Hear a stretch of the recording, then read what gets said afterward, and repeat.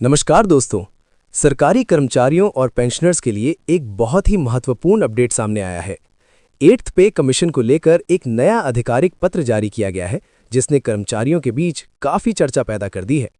ये पत्र national council joint consultative machinery की ओर से जारी किया गया है और इसे सचिव शिव गोपाल मिश्रा द्वारा 28 फरवरी 2026 को भेजा गया है। इस पत्र में 8th पे कमीशन से जुड़े कई अहम फैसलों और आगे की प्रक्रिया के बारे में जानकारी दी गई है।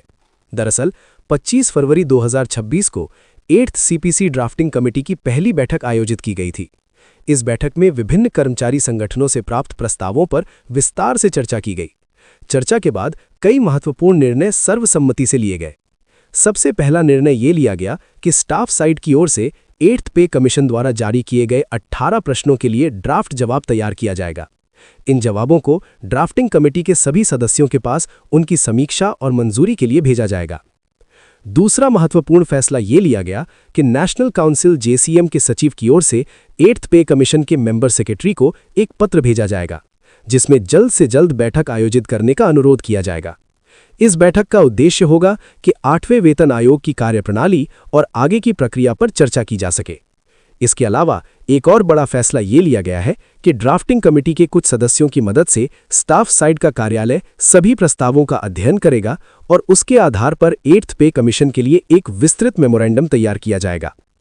ये ड्राफ्ट मेमोरेंडम 15 मार्च 2026 तक ड्राफ्टिंग कमेटी के सभी सदस्यों को भेज दिया जाएगा।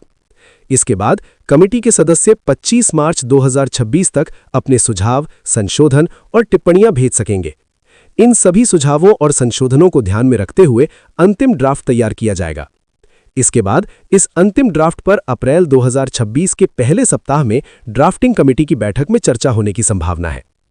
इस पत्र में यह भी बताया गया है कि 8th पे कमीशन द्वारा पूछे गए सभी 18 सवालों के ड्राफ्ट जवाब तैयार कर लिए गए हैं, जिन्हें इस सर्कुलर के साथ एनेक्शर आई के रूप में संलग्न किया गया है।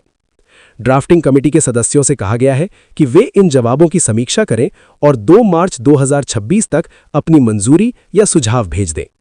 इसके बाद इन सभी जवाबों को अंतिम रूप देकर 4 मार्च 2026 तक सभी सदस्यों के साथ साझा किया जाएगा और फिर इन्हें 8th पे कमीशन को भेजा जाएगा। इस पत्र में एक और महत्वपूर्ण बात कही गई है। सभी कर्मचारी संगठनों से कहा गया है कि वे अपने सदस्यों को सलाह दें कि 8th पे कमीशन की वेबसाइट पर जाकर इन 18 सवालों के वही जवाब दें जो स्टाफ साइट द्वारा तैयार किए गए हैं, ताकि कर्मचारियों की राय एकजुट रूप में सामने आ सके। हालांकि जब तक अंतिम जवाब आधिकारिक रूप से जारी नहीं किए जाते, तब तक इन ड्राफ्ट जवाबों को सोशल मीडिया या सार्वजनिक मंचों पर साझा नहीं करने की भी सलाह दी गई है। इसके अलावा इस सर्कुलर के साथ एक और पत्र भी संलग्न किया गया है, जो 25 फरवरी 2026 को 8th पे कमीशन के मेंबर सेक्रेटरी को भेजा गया था। दोस्तों, इस पूरे पत्र से ये साफ संकेत मिलता है कि 8वें वेतन आयोग की प्रक्रिया अब तेजी से आगे बढ़ रही है और कर्मचारी संगठनों की ओर से भी अपनी मांगों और सुझावों को व्यवस्थित तरीके से आयोग तक पहुंचाने की तैयारी की जा रही है। आने वाले समय में वेतन, पेंशन, फिटमेंट फैक्टर और अन्य भत्तों को लेकर कई महत्वपूर्ण फैसले सामने आ सकते हैं, जिनका सीधा फायदा लाखों केंद्रीय कर्मचारियों और पेंशनर्स को मिल सकता है। इसलिए अगर आप सरकारी कर्मचारी हैं या पेंशनर हैं, तो ये अपडेट आपके लिए बेहद महत्वपूर्ण है। अगर आप चाहते हैं कि आपको सरकारी कर्मचारियों और पेंशनर से जुड़ी हर बड़ी खबर सबसे पहले मिले, तो हमारे चैनल को सब्सक्राइब जरूर करें, वीडियो को लाइक करें और इसे अपने दोस्तों के साथ शेयर करें। धन्यवाद।